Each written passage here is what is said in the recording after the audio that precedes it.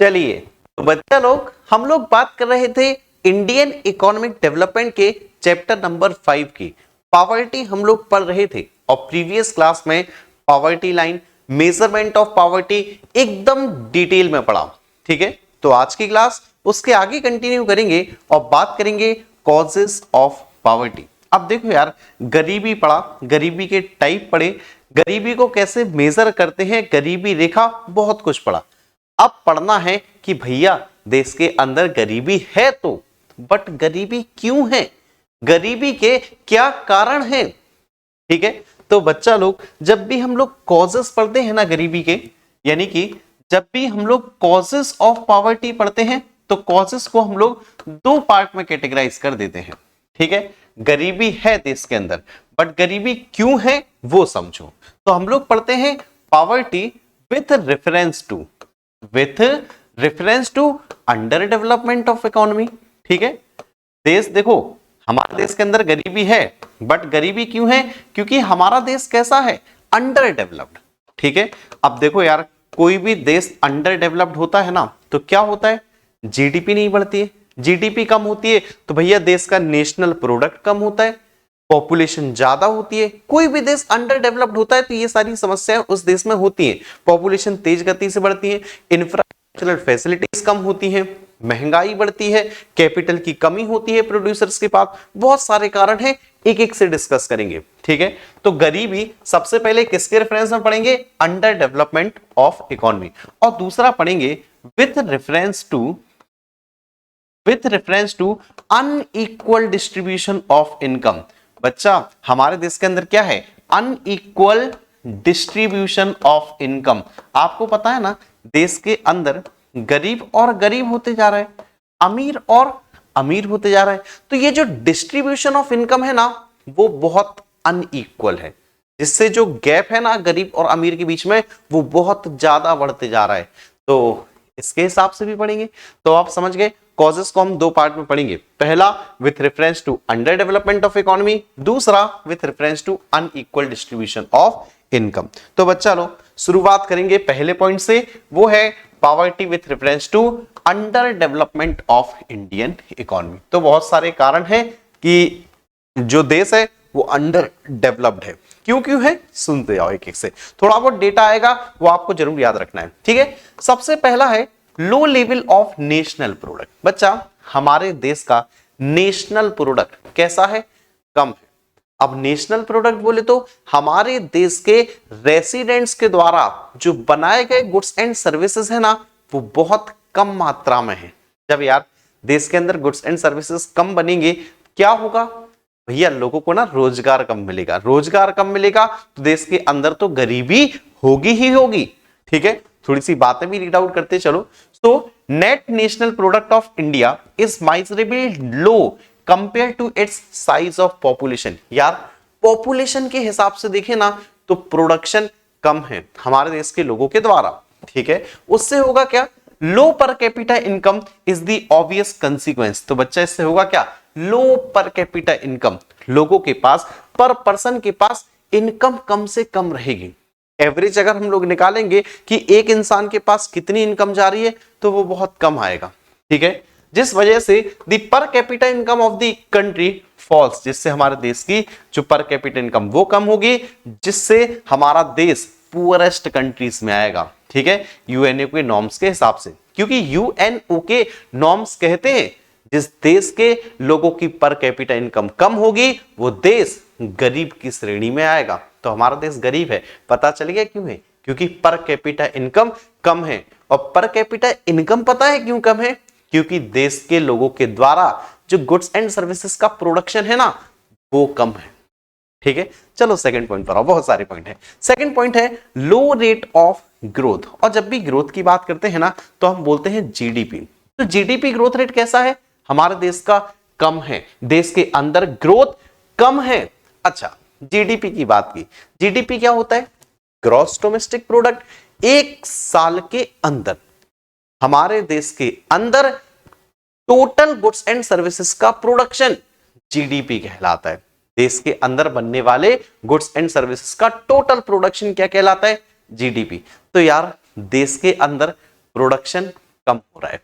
GDP कम है और GDP कम होती है तो बाकी देश की हर एक एक्टिविटीज जीडीपी पर ही डिपेंड करती है, क्योंकि प्रोडक्शन कम होता है, लोगों को रोजगार कम मिलता है, रोजगार कम मिलता है तो लोग पास इनकम कम जाती है, इनकम कम जाती है तो लोग डिमांड कम करते हैं, और डिमांड कम करेंगे तो भैया फिर प्रोडक्शन कम हो जाएगा, तो गड़बड़ है।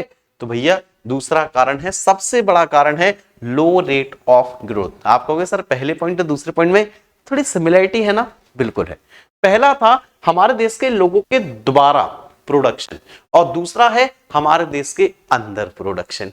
ठीक है, चलो तो rate of growth of the economy has been quite low during 5 year plans in the India. तो बच्चा जो हमारे पंचवर्षीय योजनाएं थी ना, 5 ईयर प्लान्स थी ना, उनमें जीडीपी ग्रोथ कम था।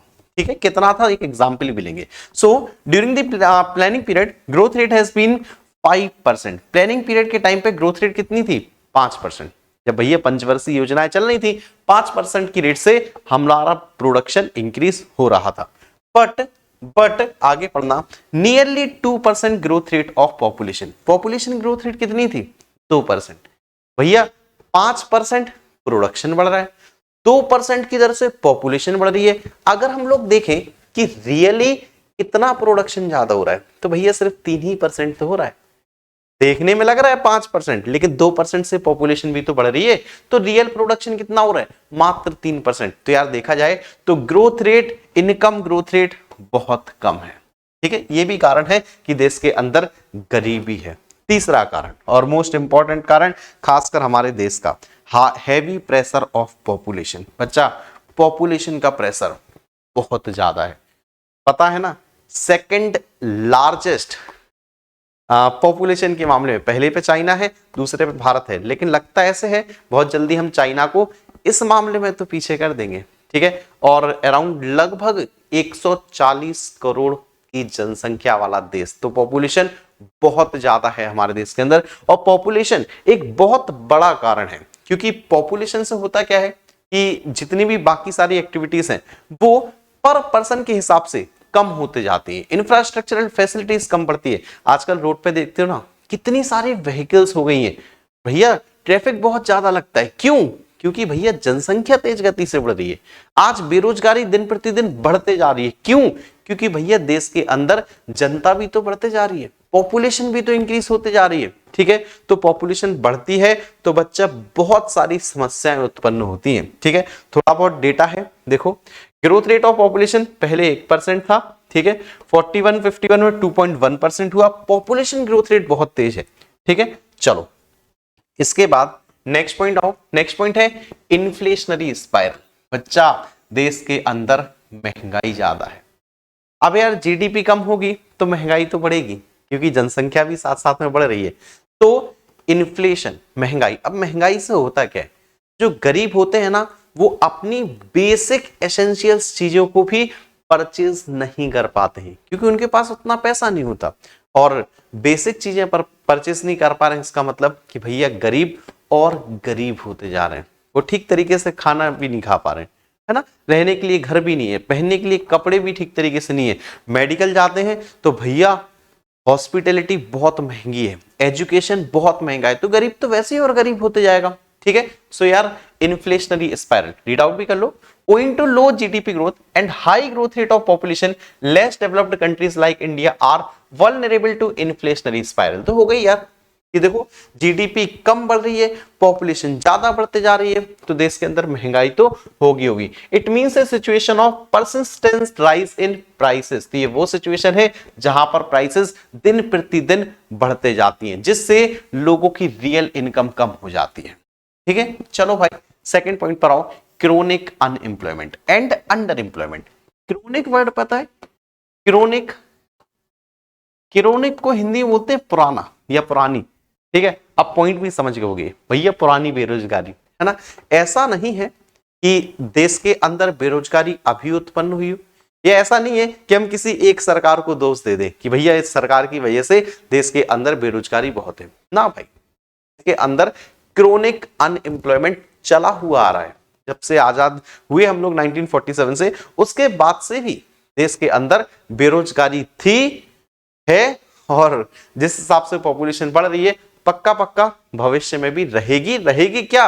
और बढ़ेगी बेरोजगारी। ठीक है, तो भैया बेरोजगारी एक बहुत बड़ा कारण है, क्योंकि लोग जितने ज्यादा बेरोजगार रहेंगे, लोगों के पास इनकम नहीं रहेगी, इनकम नहीं रहेगी तो और ज्यादा से ज्यादा लोग गरीब की श्रेणी में आएंगे। ठीक है, सरकार के ऊपर बर्डन बढ़ते जाएगा। देखो और कुछ डेटा भी है, जैसे 2011-2012 में देश के अंदर गरीब कितने थे? 2.45 करोड़। ठीक है, 11-12 में, लेकिन ये बढ़ के 4.35 करोड़ हो गए। कब? मार्च 2016 में। तो आप अंदाजा लगा लो, 4 साल में 11-12 से 16 में लगभग डबल हो गए गरीब। पहले 2.45 करोड़ थे, अब 4.35 करोड़ गरीब हो गए। ठीक है, चलो भाई आगे आओ। अब है कैपिटल डेफिशिएंसी। अब अगर हम कुछ करना चाहें भी तो नहीं कर पाते। हर देश का युवा पढ़ लिख जाता है और सोचता है भैया कहीं काम करें, कुछ अपना बिजनेस स्टार्ट करें, क्योंकि नौकरी तो मिल नहीं रही। तो अब वो कुछ अगर बिजनेस स्टार्ट करने की सोचे भी तो सबसे बड़ी कमी आती है कि भैया जेब खाली है, जेब में पैसे नहीं है, कैपिटल की डेफिशिएंसी है, जिस वजह से हम मशीन नहीं लगा सकते, इंडस्ट्री नहीं लगा सकते, अपना बिजनेस स्टार्ट नहीं कर सकते। तो कैपिटल की कमी एक दूसरा फैक्टर है जिस वजह से देश के अंदर गरीबी है। ठीक है, इसके बाद नेक्स्ट आओ, lack of able and efficient entrepreneurs. Entrepreneurs मालिक, भैया देश के अंदर ना अच्छे बेहतरीन मालिकों की कमी है। जैसे अंबानी जी, अंबानी जैसे अगर हमारे देश के अंदर कम से कम 200-500 होते तो समझ लो देश बहुत डेवलप कर रहा होता। ठीक है, होता क्या है, मालिक अगर अच्छे होता, एंटरप्रेन्योर अगर अच्छे हो तो वो बड़ी बड़ी कंपनीज स्टेब्लिश करते हैं, बड़ी बड़ी फैक्ट्रीज लगाते हैं, जिसके अंदर बहुत सारे लोगों को एम्प्लॉयमेंट मिलता है। एम्प्लॉयमेंट मिलता है तो भैया गरीबी कम होती है उससे। ठीक है, इसके बाद और आ जाओ भाई, 2 पॉइंट और है। सो आउटडेटेड सोशल इंस्टीट्यूशंस। तो सोशल इंस्टीट्यूशंस है तो, बट कैसे हैं? आउटडेटेड। आप कहोगे सर सोशल इंस्टीट्यूशंस कौन से होते हैं? बच्चा एजुकेशन, हेल्थ, ठीक है, ये सारे जो भी इंस्टीट्यूट्स हैं उनको बोलते हैं सोशल इंस्टीट्यूशंस। तो भैया इनकी भी कमी है। दूसरी बात, हमारे देश के अंदर जॉइंट फैमिली सिस्टम है, ये भी एक समस्या तो नहीं है, इसके बारे में बताता हूं।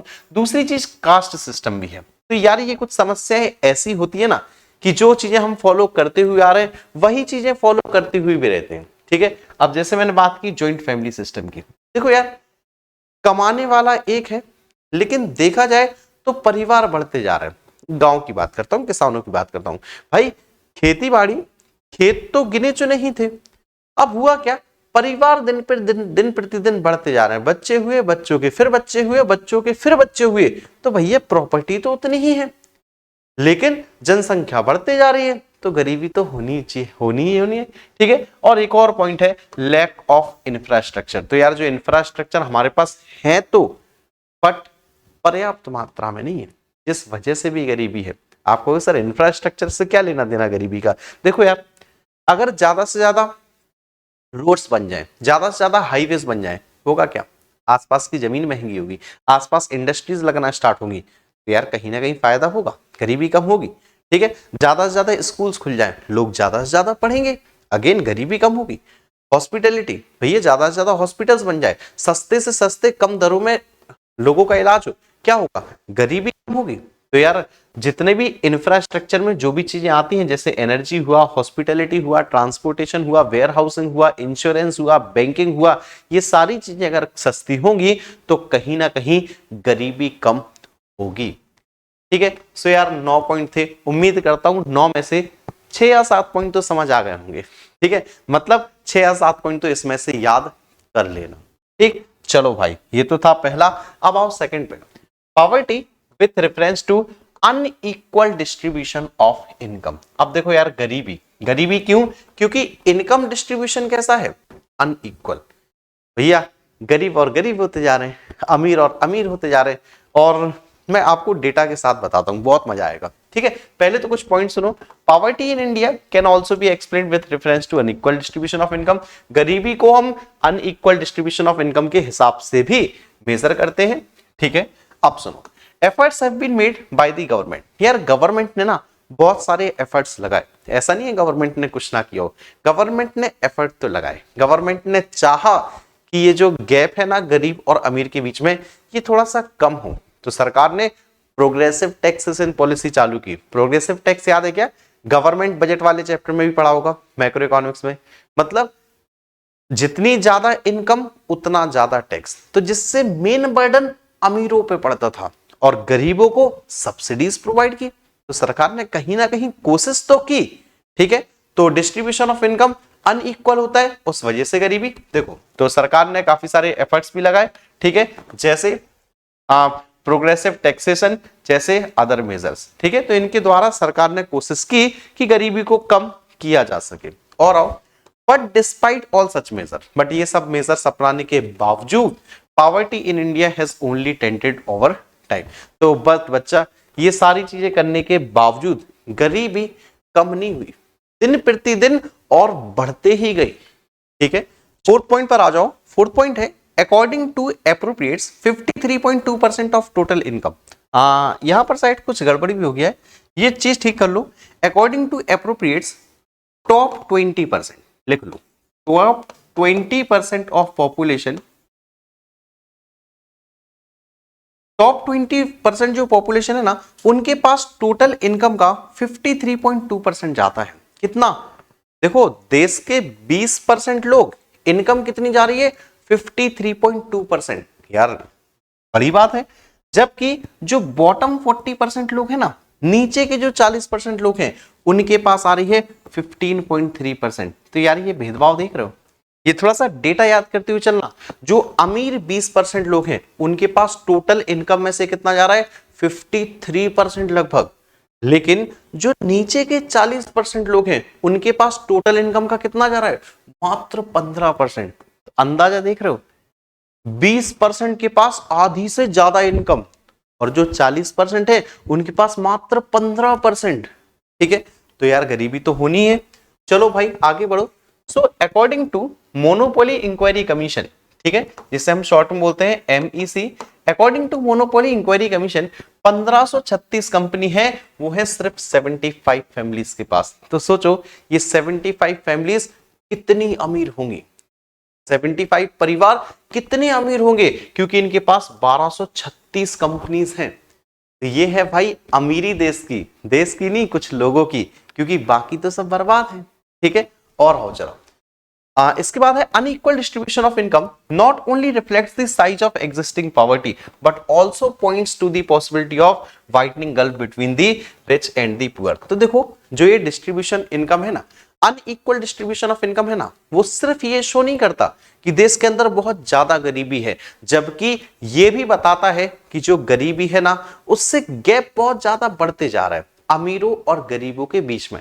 अमीर और अमीर होते जा रहा है दिन प्रतिदिन, गरीब और गरीब होते जा रहा है दिन प्रतिदिन, ठीक है। तो इसके बाद एक और पॉइंट है, with huge stock of wealth the rich are able to build their fortune. देखो, लोगों के पास ज्यादा से ज्यादा वेल्थ होने की वजह से, अमीर लोगों के पास, वो अपनी भविष्य बहुत अच्छा करते जा रहे हैं। लेकिन वहीं गरीब की बात करें तो भैया स्ट्रगल फॉर सर्वाइवल, वो अपने जीवन यापन के लिए भी स्ट्रगल कर रहा है। तो ये थे वो सारे पॉइंट जिससे हमें पता चलता है कि अनइक्वल डिस्ट्रीब्यूशन ऑफ इनकम की वजह से क्या क्या समस्याएं देश के अंदर उत्पन्न होती हैं। तो बच्चा लोग, फिलहाल आज की क्लास में बस इतना ही। मिलता हूं बहुत ही जल्द नेक्स्ट क्लास में, और नेक्स्ट क्लास में हम कोशिश भी करेंगे कि चैप्टर को कर दें समाप्त। तो चलिए, आज की क्लास अटेंड करने के लिए आप सभी का ढेर सारा धन्यवाद।